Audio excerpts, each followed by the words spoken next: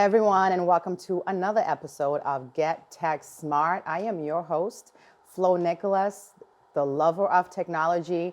And, we're doing great things here at Hudson HCTV. We're putting a spotlight on some of the trending technology that's happening right here in New Hampshire. So if you don't know who I am and this is your first time watching, I'm Flo Nicholas, a lawyer, a tech ambassador, a tech startup founder, and I'm on a mission to educate New Hampshire on all the great things happening in technology. So today, something a little different. The last episode, we had BattleBots on here, and that episode was on fire.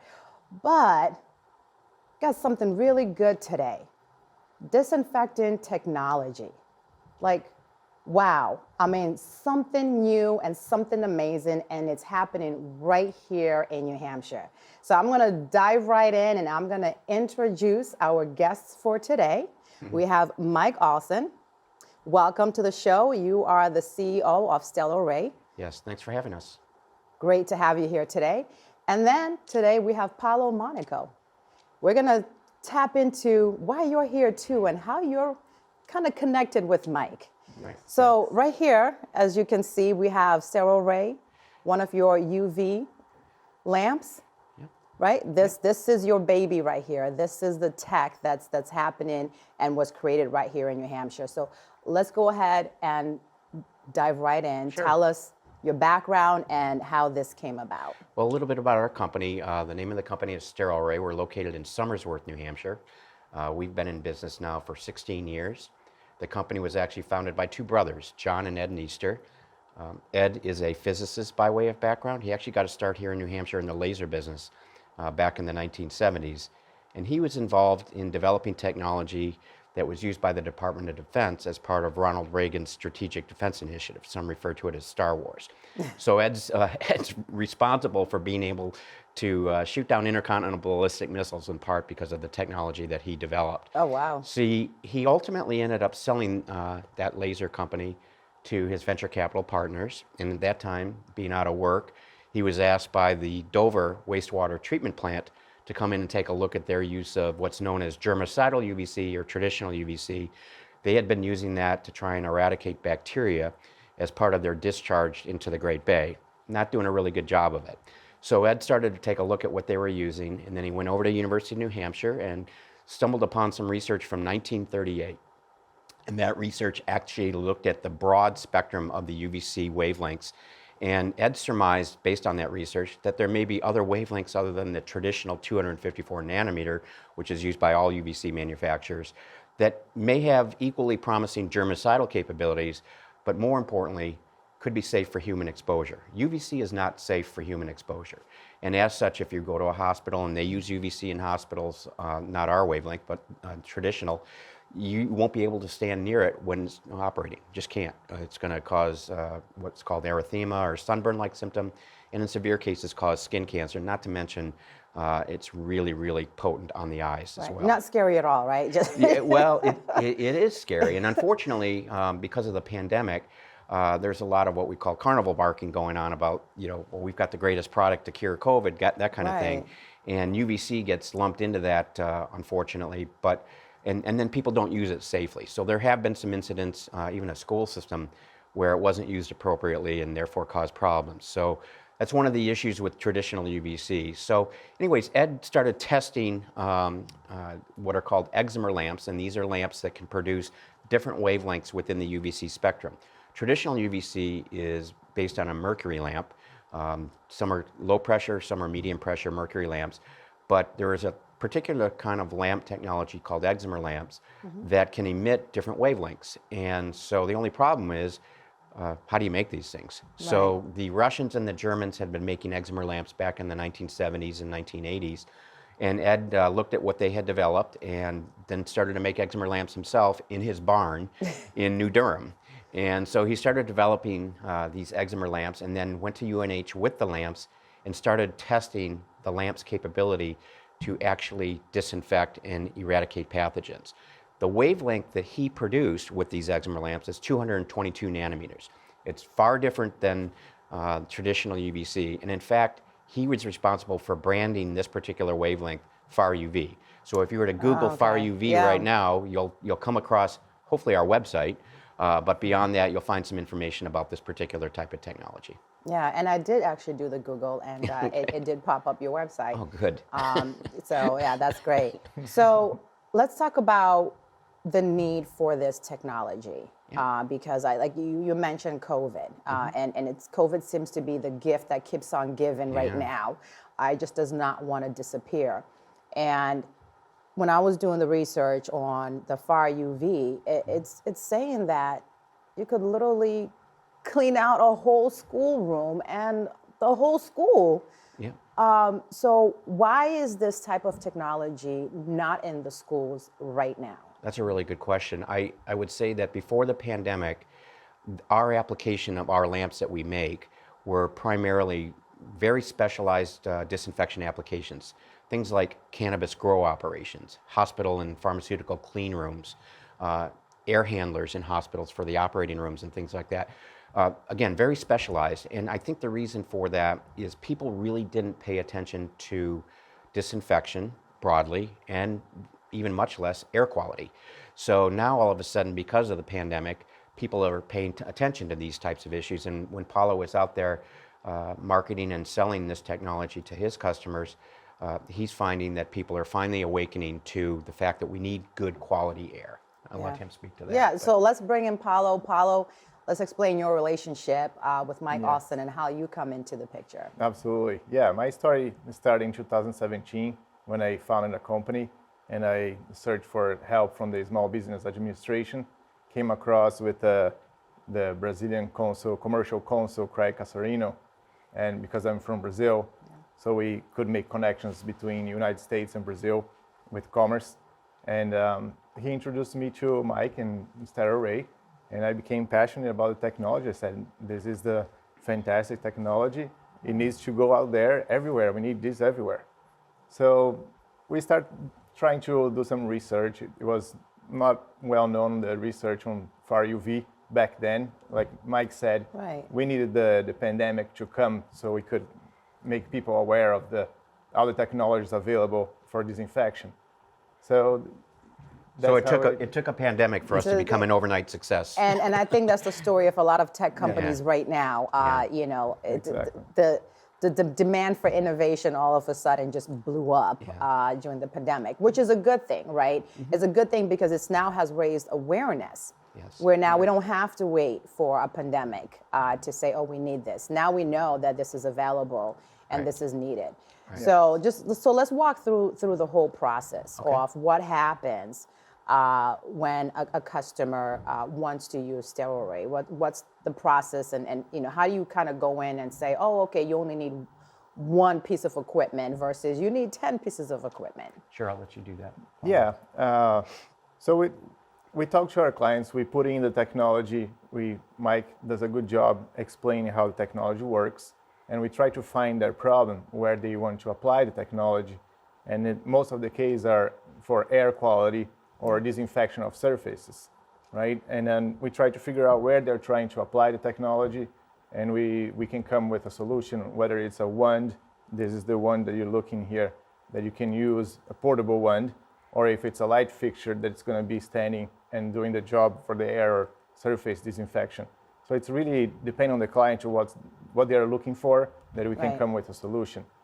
So, and Sterilray has a variety of products that you can apply inside HVACs, so you wouldn't see those lamps. They're inside the ducts. They're doing the air disinfection. And you can use the surface disinfection with a wand, or you can use a light fixture, like I said, mentioned, disinfect the air here. So if anyone here in the room has any kind of, you could have a COVID and you're exhaling those air particles, this lamp is doing the real time. And I'm feeling safe right now because the lamp is on. So I'm feeling safe. You might be in the safest room in Hudson, yes, right now. So what clients are contacting you? Like who right now, like who are pretty much the majority of your customers? Yeah, so when pandemic came, before pandemic, we'll start there. Before pandemic came, Ed and Mike team was developing more technology, and they were getting ready to go out to the market in a large scale. Pandemic came, and they got thousands of inquiries. 10,000. Really? 10,000 inquiries So- in 3 months. Are you It was serious? just not Wow. enough for the team. You know, we're not a big team. We're a New Hampshire-based company, and we didn't have time to approach or answer all those inquiries. So we are really not ready to go out and attend the pandemic. You know, pandemic hit the world, and then the whole Yeah. world wanted to. We need a lamp now, and we're like, whoa, we don't Right. have a lamp for everyone now. Yeah. So that's how we are catching up with Right. the demand. So let's talk about that a little bit because Yeah. the demand is high, and how are you able to fulfill the orders? That's a good question. So what we did early on is we pivoted our business strategy from being a small manufacturer in Somersworth to essentially licensing our technology to manufacturers that can really scale and grow and produce this in the numbers that are required right now. We could never do that for a number of reasons, but we decided that we didn't want to become a larger manufacturer, that in fact we would scale our manufacturing to the point that we could satisfy the interim demand, but ultimately it's going to be our licensees that deliver the product to the marketplace. Yeah, that's awesome. Now, Yeah. you mentioned Google earlier. You can Google and people can find you, but when you also hit Google and you type in UV lamps, like a whole variety of lamps pop up from Amazon to various other companies. Let's talk about why people need to pay attention specifically to this brand. No, that's great. It's the wavelength itself, the 222 nanometer wavelength versus 254, which is all the other UVC manufacturers. The most distinguishing characteristic of this wavelength is that it's safe for human exposure. The other wavelength is not safe. So I'll take a classroom as a for instance. If you have a classroom full of kids and one of those kids walks in and he's sick, he has COVID or whatever, and starts coughing or sneezing, there's no other technology except our technology that can, at the speed of light, literally deactivate those aerosolized coronavirus particles the minute or the second he actually sneezes. So all the other kids in the room would be safe because this technology operates on a speed of light principle and also line of sight principle. So if you're looking at other UVC solutions, what they'll do is they'll wheel in a robot at the end of the day and they'll disinfect the room and the surfaces and can do an adequate job. That technology is not as powerful as this wavelength, but it certainly can't be present when sick people are present. Right. And this can be. And so this really is the only technology, we characterize it this way. It's the only technology that's available today that can continuously and effectively and safely disinfect air and surfaces with people present. Everything else is dependent on a moment in time or some kind of air exchange in the HVAC. Ours is not. So it's very, very compelling in that regard. And I'll also add that just this February, we were awarded a patent for the use of the technology for human skin, human tissue, and animal tissue disinfection. Wound care and such is a tremendously large market that we're actually going to set up a separate company for that. So who right now would be your ideal clients? Because I know before we started recording, I said, wow, this is fantastic technology. Why is this not in airplanes? Why at daycares? I have, a young child, who's 3, who's in preschool. And let me tell you, it's like they love to share germs on a regular.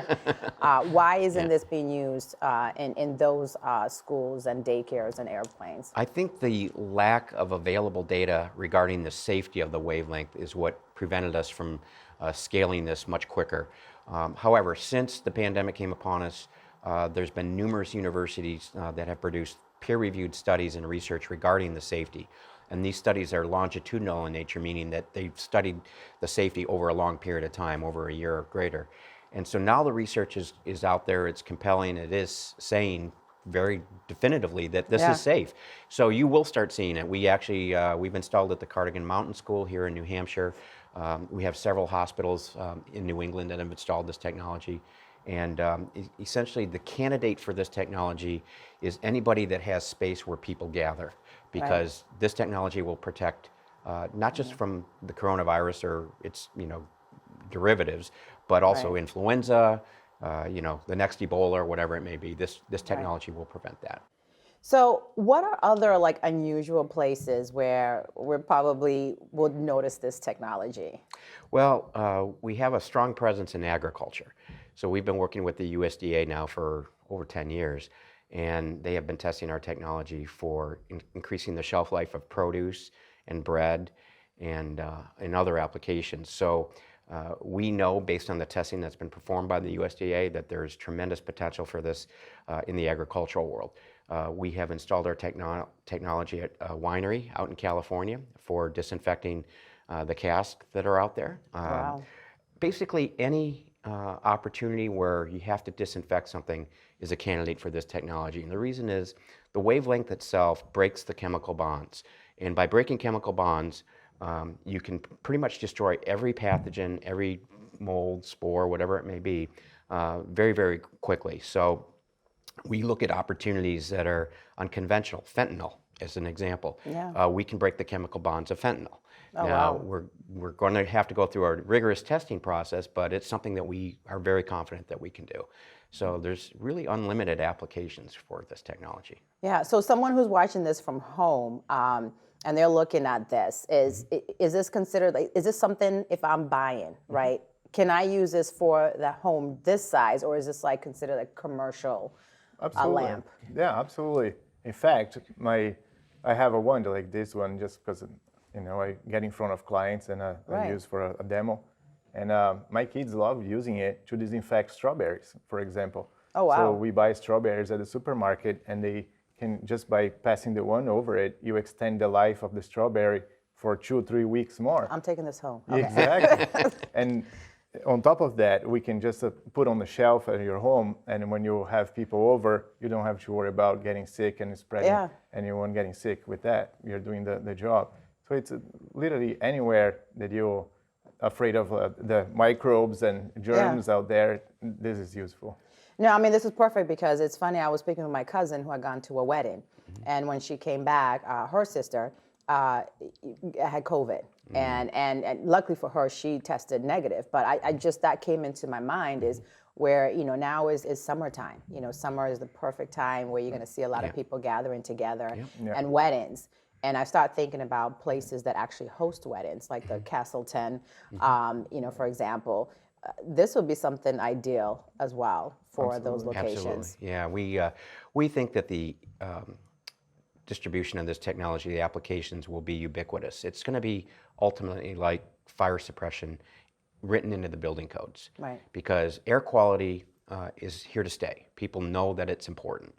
And one of the components of air quality is keeping the air free of viruses and pathogens and bacteria. And this is a technology that can bring that to bear. Yeah. Now, are you guys just making any discussions with schools in New Hampshire and universities, possibly even churches as well? Because those are areas where we tend to see a lot of large gatherings. Yes, we are approaching them. We're just trying to answer all the inquiries we had in the past, but we are slowly approaching, and we're increasing the team, the sales team, to go out there and spread the news.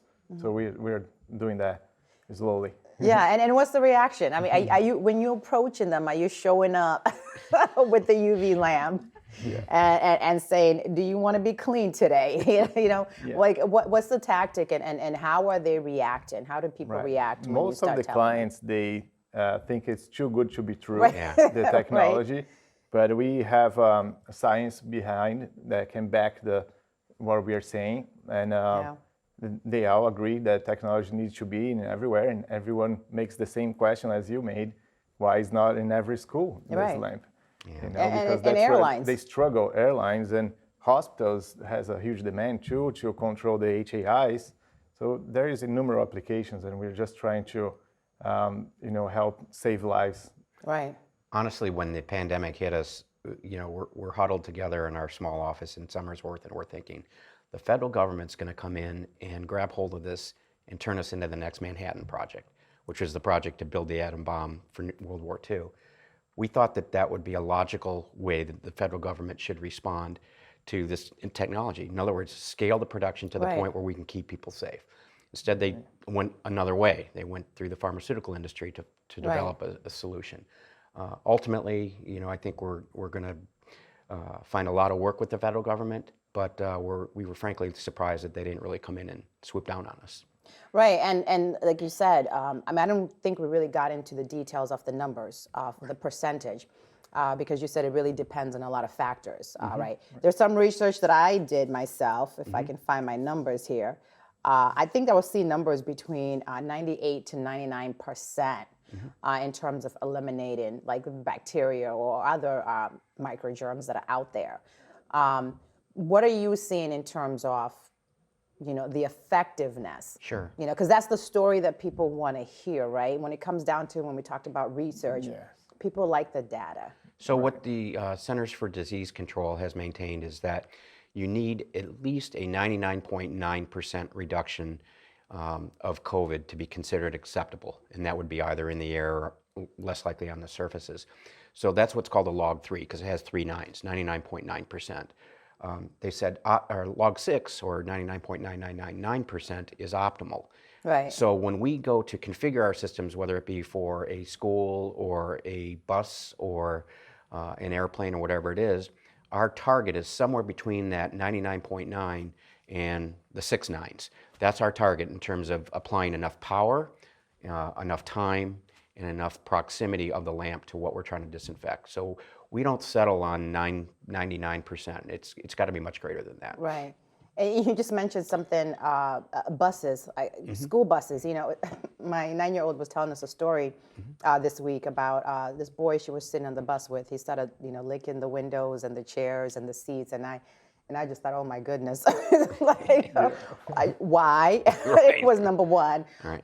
But I guess if they had this on the school bus, it really wouldn't make a difference, right? Yeah. So that's another question. Why is this not on the school bus? Well, we're actually working with a couple transportation companies that are New Hampshire based. I can't say who they are right now, but to put this technology not only in the airflow of the bus itself, right, but also having the lamps in the front and the back of the bus. And then 3M Corporation has designed a very specialized type of film that reflects our photons that come out of the lamps, about 90%. So that film could be put on the ceilings or on the windows of a bus, yeah, and then we would have a car wash like effect, just having a lamp in the back and a lamp in the front. The photons would be traveling everywhere, because that's one of the issues. You have people right on top of each other. Right. How do you disinfect all that space between them? Right. And is there any plans to have something that's even smaller? Because I'm now thinking about people who do like ride shares, or you're riding an Uber or a taxi. Yeah. Do you have anything smaller that can actually go in a car? We're developing a 5-inch lamp right now for a leading auto manufacturer for that purpose. Oh, that's awesome. And also for the rental car companies. Oh, that's perfect. Yeah, because I can just think of, like I said, those ride shares. You're sharing more than just a ride, because you don't know right. What's been there. Right.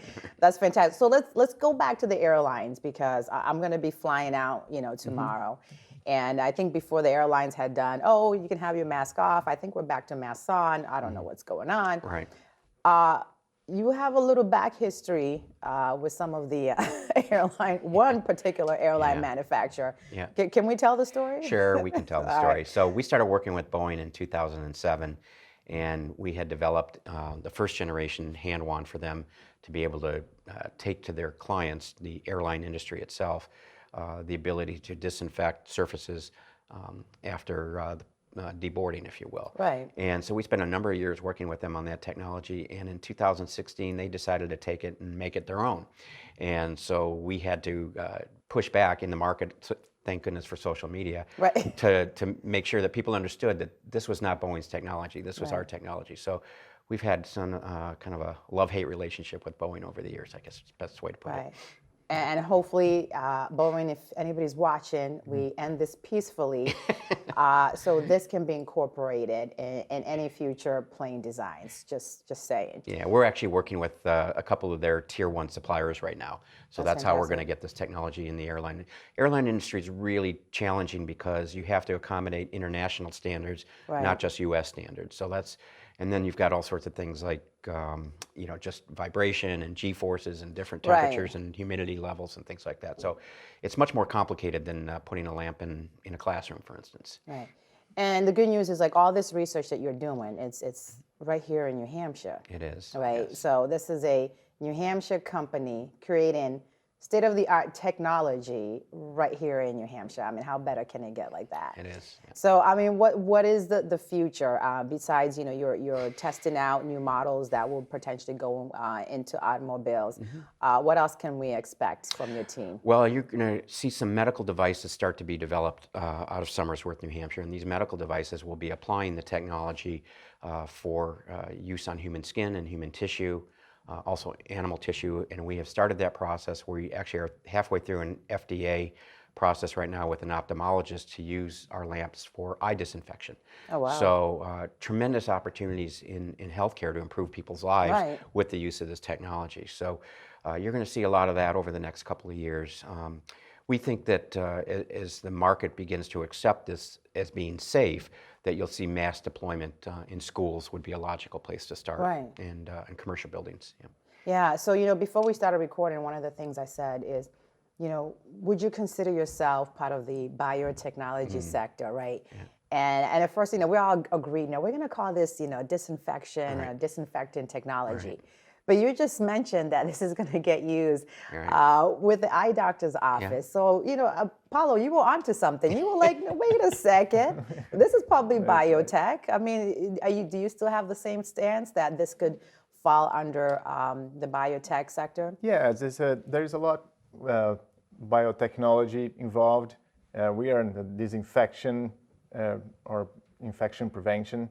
So I would say it's a biotechnology sector. Yeah. And just going back a little bit, as Mike mentioned, with international standards. So when I became aware of this technology, first thing I thought was I have to bring this to my home country, Right. Because I'm from Brazil, and I grew up it's a third world country, and we face a lot of difficulties with influenza and the flu. There's seasons all the time. And I said that this is a solution for what they need, for the Right. problem. And then you face the barriers because we're bringing that. There's a lot of research done here in New Hampshire, United States, and Japan, but nothing done in Brazil with Right. this technology. So when I brought that, I faced I have to start all over from scratch. I have to start research in the grounds of Brazil, and then go through the regulatory affairs there to Right. get into compliance. So it is there's a lot of steps that we have to overcome before this can be deployed everywhere. Right, and I think you bring up an excellent point, Paolo, because I just, in my head, I start thinking about other countries, third world countries, where they got hit really hard by COVID. And you start introducing something like this to those areas. Imagine how their numbers could potentially decrease.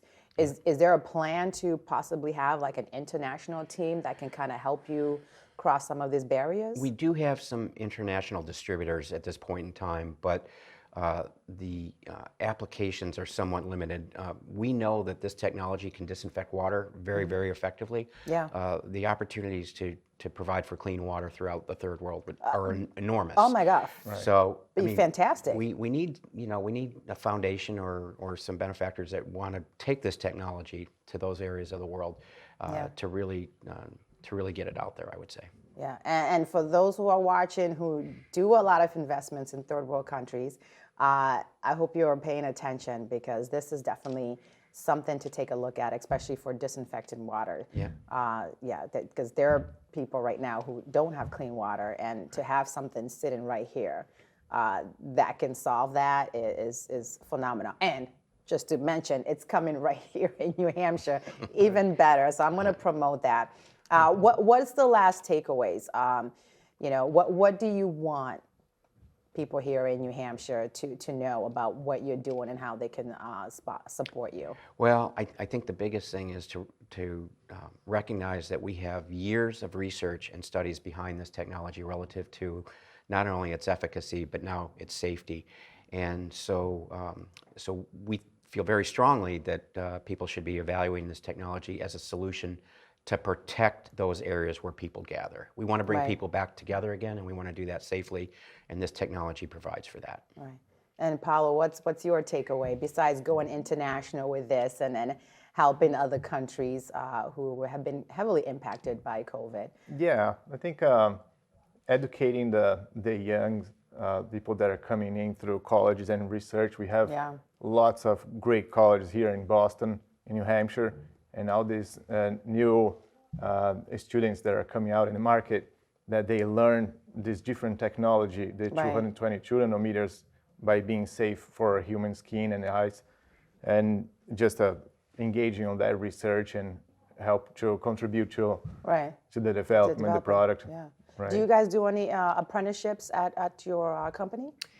We haven't up to this point. Frankly, we've been so busy, we probably couldn't pay attention to it the way we should. But as we scale our growth over the next couple of years, I would expect we would do that. Yeah. We're actually working with the University of New Hampshire now, so we've engaged them to help That's help perfect. us. Yep. Yeah, that's perfect. And the other place to also take a look at is also the Manchester Community College, because Sure. I had the head of computer science here, and one of the things he mentioned was helping other tech companies around with apprenticeship. So take a look at that. Sure. I mean, this is phenomenal technology. I just can't even believe that this is right here under our nose, and we didn't even know it existed. Right. But education is powerful, right? Because now we're giving you this exposure to understanding what's available out there that could potentially help combat a lot of viruses that are out there. So thank you so much, both Thank you. Mike and Thank Paolo, you. for being here. You absolutely. mentioned you're developing a lot of new stuff, some things you can't mention right now, which is segue for me to say you're welcome to come back. Okay. Because that way we Thank can you. talk about it when you're able to discuss further. Well, Mike and Paolo, thank you so much for being here again. Thank you for Thank you. having us. It was so much fun, and I'm going to extend the invite back, so don't you worry. For everybody else who was watching, especially if you're on the school board, if you're someone who has some influential power and work for an airline, or the hospitals, or churches, listen, wherever people are congregated, this seems like it's a must-have disinfectant technology that you should take a look at, think about, ask questions. Stay tuned for more episodes of Get Tech Smart. I'm going to continue introducing you to trend-setting technology that is being created right here in New Hampshire. And a quick shout out to the Hudson HCTV crew for making it possible to continue to record excellent episodes of Get Tech Smart. So see you soon.